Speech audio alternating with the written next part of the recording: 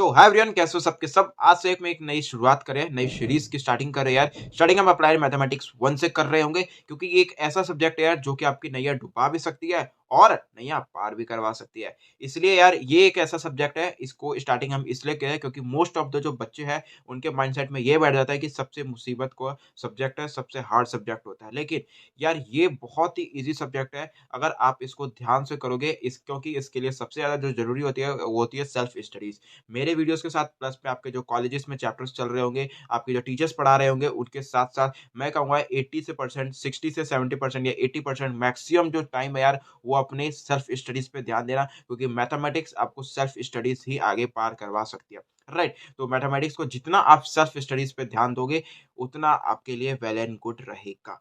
Right, तो start करते हैं इस नई शुरुआत की। एक स्टार्टिंग कर रहे होंगे अपने सिलेबस से, क्योंकि मोस्ट ऑफ द 90% बच्चों को यही नहीं पता आपका जो सिलेबस है वो क्या आने वाला है। ठीक है, स्टार्टिंग हम अप्लाइड मैथमेटिक्स के सिलेबस से कर रहे होंगे, फिर हम धीरे धीरे करके जो चैप्टर्स है वो कर रहे होंगे। ट्रिग्नोमेट्री करेंगे, उसके बाद कैलकुलस करेंगे। इस प्रकार से जो है सारे सब्जेक्ट कर रहे होंगे। Let's get started without time waste करें, चलते हैं अपने कंप्यूटर स्क्रीन पे।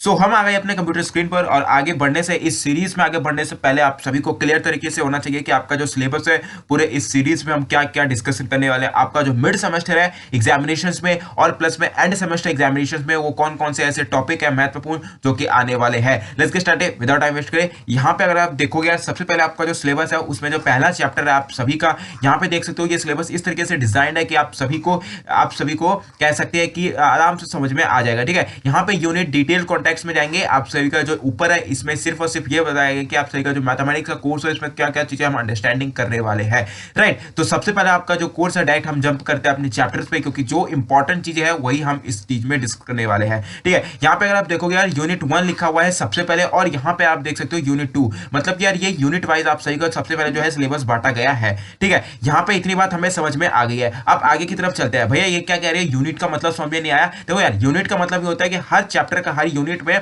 1 से 2 चैप्टर्स आप सभी के इंक्लूड होते हैं, जिसमें कि आपका सारी चीजें इंक्लूड करी जाती है। ठीक है, यहाँ पे अगर आप देख सकते हो तो आप सभी को देख सकते हो सबसे पहले जो हमारा टॉपिक आता है यार वो आता है ट्रिग्नोमेट्री। टॉपिक बोल सकते हो या फिर हम कह सकते हैं इसको चैप्टर। ठीक है, टॉपिक या चैप्टर दोनों बात बराबर है। यहाँ पे जो हमारा फर्स्ट सेमेस्टर में और हमारा जो फर्स्ट मिड सेमेस्टर में आने वाला है, ये जो एग्जामिनेशन होने वाला है आप सभी का जनवरी में, ये इसमें भी इंक्लूड आएगा। ये ट्रिग्नोमेट्री का जो सब्जेक्ट है, चैप्टर है यार, वो इसमें भी इंक्लूड आएगा। हालांकि आगे चल के ट्रिग्नोमेट्री में पूरी बुक है, आगे चल के अगर आप आगे हायर एजुकेशन करोगे, लेकिन हमारा जो डिप्लोमा में है सिर्फ और सिर्फ ट्रिग्नोमेट्री का एकमात्र चैप्टर है जो कि हम डिस्कस करने वाले हैं इस पूरी सीरीज में। तो स्टार्टिंग अगर करें तो हमारी जो ट्रिग्नोमेट्री है वो स्टार्टिंग में हमारी पहली सीरीज की फर्स्ट चैप्टर, इसी से हम स्टार्ट कर रहे होंगे अपनी सीरीज का, अपने मैथमेटिक्स के कोर्स का। तो स्टार्ट कर रहे होंगे हम अपने ट्रिग्नोमेट्री से। आगे जान लेते हैं हमारे मिड सेमेस्टर का जो एग्जामिनेशन है वो किस प्रकार से आ रहा होगा। राइट, यहाँ पे अगर हम ट्रिग्नोमेट्री की बात करें तो ट्रिग्नोमेट्री में क्या क्या चीजें हम पढ़ने वाले हैं भैया जी। इसमें देखो यार ट्रिग्नोमेट्री जो है आप सभी का, इसमें आप सभी का कुछ ना कुछ यार ये आइडेंटिटीज के बारे में पढ़ने वाले हैं। ये टेन थीटा की जो आइडेंटिटीज हो गई, ठीक है,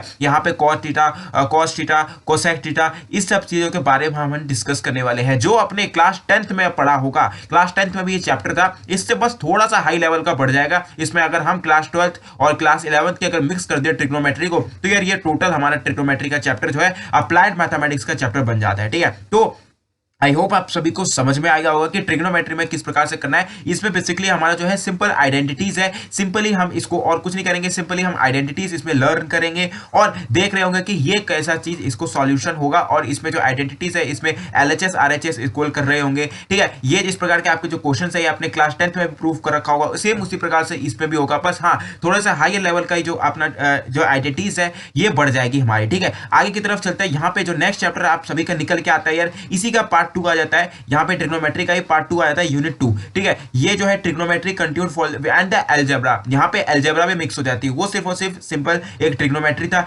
यहाँ पे अगर ट्रिग्नोमेट्री की बात करें तो आप सभी को जो अलजेब्रा भी इसमें जुड़ जाता है। ये भी आप सभी का 8 या 10th क्लास के आसपास था, अलजेब्रा का आपने चैप्टर पढ़ा होगा। तो उसी प्रकार से आइडेंटिटीज रिलेटेड टू, यहाँ पे अगर हम ट्रिग्नोमेट्री की बात करें इस वाले चैप्टर में, यूनिट 2 में आपका जो ट्रिग्नोमेट्री वाला चैप्टर आएगा, इसमें जो आइडेंटिटीज आएगी यार आप सभी की, वो sin 2x, cos 2x, tan 2x, sin 3x, cos 3x and tan 3x, और इसी प्रकार के सिंपल प्रॉब्लम्स आने वाले हैं आप सभी के। सिंपली इसमें सारी चीजें हो रही होगी और ये भी आप सभी का जो है मिड सेमेस्टर में एग्जामिनेशन में है जो आने वाला है। तो इसके बाद भैया जी हमारा क्या जाता है, इसके बाद आ जाता है यार आप सभी का लॉगरिथमिक्स वैल्यूज, ठीक है। ये आप इसमें जो आपने क्लास 10th में थोड़ा बहुत पढ़ रखा होगा इसके बारे में, लॉग जो लॉग्स होते हैं इन सब चीजों के बारे में बताएंगे। इसमें जो आता है फंडामेंटल लॉज आ जाता है, इसका कॉमन एंड नेचुरल वैल्यूज आ जाती है। इसमें सिर्फ और सिर्फ ये सिंपली वैल्यूज हो रहे होंगे, इसमें ज्यादा हम इन डेप्थ नहीं करेंगे क्योंकि हमारा पूरा जो सिलेबस है इसमें भी इन डेप्थ जानकारी नहीं है हमारे पास, ठीक है। उसके बाद जो हमारा आ जाता है भैया जी, आ जाता है यार यूनिट 3, ठीक है। यूनिट 3 में भैया जी क्या क्या चाहिए आ रही होगी, देखो यार इसमें जो आ रहा होगा आप सभी का कैलकुलस से रिलेटेड आ होगा। भैया ये कैलकुलस का नाम सुन के थोड़े बहुत प्रॉब्लम आ रही है, थोड़ा हेजिटेशन हो रही है, ठीक है। क्योंकि यार कैलकुलेशन जो वो न्यूटन साहब का आप सभी का एक मैथमेटिक्स का पूरा बुक है, इस पे आप सही का आगे की तरफ अगर बढ़ोगे हायर एजुकेशन करोगे, बट हमारा जो इसमें है आपका मैथमेटिक्स फर्स्ट में, इसमें सिर्फ और सिर्फ सिंपल वैल्यूज हो रही होगी आपका। इसमें फंक्शंस के बारे में जान रहे होंगे, लिमिट्स के बारे में जान रहे होंगे, कंटिन्यूटीज के बारे में जान रहे होंगे, elements of the real functions के बारे में जान रहे होंगे। यहाँ पे देख सकते हो ये थोड़ी बहुत वैल्यूज आ रही होगी, ये अभी देखने में यार प्रॉब्लम कर रही है, बट आगे की तरफ देखोगे तो ये बहुत ज्यादा ईजी है। इसमें बस छोटा सा एक फॉर्मूला लगना होता है और ये पूरी की पूरी वैल्यू आपकी कन्वर्ट हो जाती है। LHS इक्वल टू RHS में इसको प्रूफ करना पड़ता है। इसी प्रकार से हमारा जो है आगे की तरफ और भी देख सकते हो यहाँ पे विदाउट प्रूफ के बारे में लिखा है, evaluation of the limits by using this करके जो है ये जितनी भी आपके पास जितनी भी वैल्यूज लग रही है यार, जितने भी हमारे पास ये फंक्शंस लग रहे हैं, जितनी भी हमारे पास ये आइडेंटिटीज लग रही है, इन सभी का हम प्रयोग कर रहे होंगे आने वाले जो चैप्टर्स है, आने वाले जो वीडियोस है उसमें, ठीक है। आई होप आप सभी को समझ में आ रहा होगा इतनी चीजें जो कि हमारे पास है, ठीक है। आगे की तरफ हमारे अगर यूनिट 4 की तरफ अगर हम बढ़े तो यूनिट 4 में भैया जी क्या क्या आ जाता है, इसी का आपके पास सेकंड चैप्टर आ जाता है, ठीक है। कैलकुलस का आपने यूनिट 1 में आपने कैलकुलस 1 पढ़ा होगा, ठीक है, कैलकुलस 1, लेकिन यूनिट 4 में आपका आ जाता है कैलकुलस 2, ठीक है, जिसमें कि आपका डिफरेंशिएशन ऑफ द सम आ जाता है, ठीक है, और product of the constant of the functions आ जाता है, differentiation of the functions and function chain rule आ जाता है। चेन रूल बहुत ही ये जो मोस्ट इंपॉर्टेंट रूल है, ये जो रूल है आप सभी का एग्जामिनेशन में आ जाता है, मिड एग्जामिनेशन में भी आता है और आप सभी का यहाँ पे कह सकते हो एंड सेमेस्टर में भी आता है, ठीक है। तो ये जो आपका चेन रूल है ये बहुत ही इजी है, समझने में इजी है, थोड़ा बहुत कॉम्प्लिकेटेड है,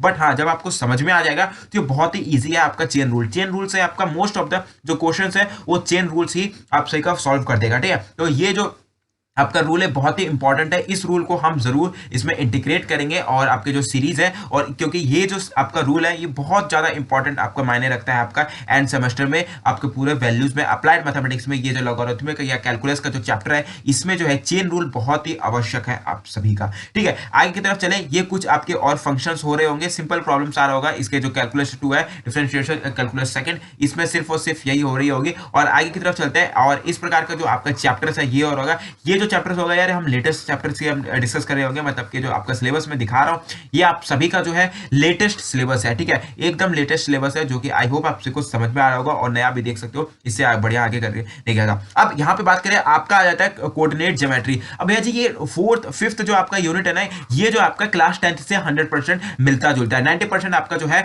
आपका ये कोर्स कोऑर्डिनेट ज्योमेट्री है, ये 90% 80 से 90% जो है ये आपका 10th से जुड़ता हुआ है, ठीक है। तो इसको समझना आपके लिए बहुत ज्यादा इजी हो जाएगा। यहां पे हम बात कर रहे होंगे आपका जो है लाइंस पैरेलल हो गया, परपेंडिकुलर लाइंस के बारे में जान रहे होंगे, स्ट्रेट लाइन के बारे में जान रहे होंगे। ये जो चैप्टर है बहुत ज्यादा लंबा चैप्टर है और इसमें से जो है बहुत ज्यादा क्वेश्चंस जो है पूछे जाते हैं, सबसे ज्यादा ये स्लोप्स वाले जो क्वेश्चंस है इससे ज्यादा पूछा जाता है, ठीक है। 2 lines variable, 3 lines variable, 1 line variable, इस प्रकार के जितने भी हैं, आपका लोकस क्या होता है, पोलर क्या होता है, कोऑर्डिनेट्स क्या होता है, इस प्रकार के जो सारी चीजें हैं ये काफी सारा महत्वपूर्ण चैप्टर है, ये भी मोस्ट इंपॉर्टेंट चैप्टर है आप सभी का पूरे सिलेबस में। जिस प्रकार से आपका कैलकुलस का चैप्टर है उसी प्रकार से आपको जो स्ट्रेट लाइन का जो चैप्टर है ये भी बहुत ज्यादा मायने रखता है आप सभी का, ये भी आपका मिड सेमेस्टर में एग्जामिनेशंस में आने वाला है बेसिकली, ठीक है। आगे की तरफ चलते हैं सर्कल्स। भैया जी सर्कल्स में यार कुछ नहीं होता, ये बस एक चैप्टर है, ये अगर देखा जाए तो यार आपका 1 घंटे का चैप्टर नहीं है सर्कल्स, ज्यादा उतना मायने नहीं रखता, बट हाँ ये भी इंपॉर्टेंट चैप्टर है। अगर इसे देखा जाए तो आपका इस वाले क्वेश्चन, इस वाले चैप्टर से रिलेटेड आप सभी का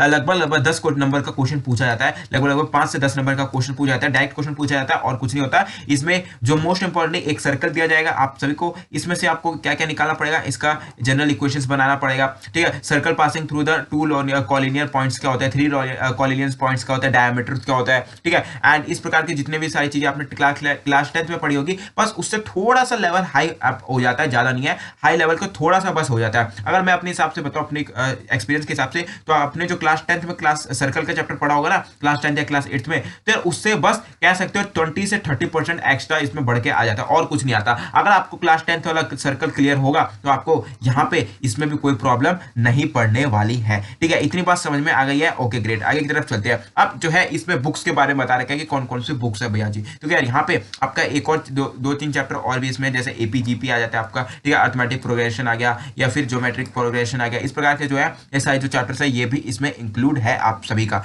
ठीक है, तो आगे की तरफ चलते हैं। यहाँ पे अगर आप देखोगे तो आपका रेफरेंस बुक आ जाता है। रेफरेंस बुक कौन कौन सी भैया जी? R D Sharma ji. ये आर डी शर्मा आपने क्लास 6 से पढ़नी स्टार्ट कर दी होगी, धनपत राय पब्लिशर्स की। आपकी जो क्लास 10th की, क्लास 10th में आपने पढ़ा होगा आर डी शर्मा से, क्लास 9th में पढ़ा होगा, क्लास 8th में पढ़ा होगा, क्लास 7th से पढ़ा होगा। जो मतलब कि आर डी शर्मा जो है वो क्लास 6th से अपनी जो बुक्स है वो छापना स्टार्ट कर देता है, और लगभग IIT जेईई नीट तक के बच्चों को ये इनकी बुक आती है लगभग ये आर डी शर्मा की। तो आप सभी का जो है मोस्ट ऑफ द आपके दिल्ली पॉलिटेक्निक में भी, आप सभी का दिल्ली पॉलिटेक्निक हो या फिर कोई भी और पॉलिटेक्निक क्यों ना हो, आप सभी का, चाहे वो बिहार पॉलिटेक्निक हो, यूपी पॉलिटेक्निक हो, कोई भी पॉलिटेक्निक, झारखंड पॉलिटेक्निक क्यों ना हो, आपका जो अप्लाइड मैथमेटिक्स की बुक है, और इसमें अगर आप आर डी शर्मा की बुक ले लेते हो, तो अगर आर डी शर्मा की ही क्यों मैं रिकमेंड कर रहा हूं, इसमें जितनी भी बुक्स है यार, ये सभी को मैं नेग्लेक्ट करते हुए अगर इसकी बात करूं सिर्फ और सिर्फ आर डी शर्मा की, तो आर डी शर्मा में से मोस्ट ऑफ द क्वेश्चन जो है 60 से 80% जो क्वेश्चन है वो आपके एग्जामिनेशन में फंसते हैं। ठीक है, तो इसलिए यहाँ पे ये बुक मैं रिकमेंड कर रहा हूँ। आपका जो मोस्ट इंपॉर्टेंट बुक है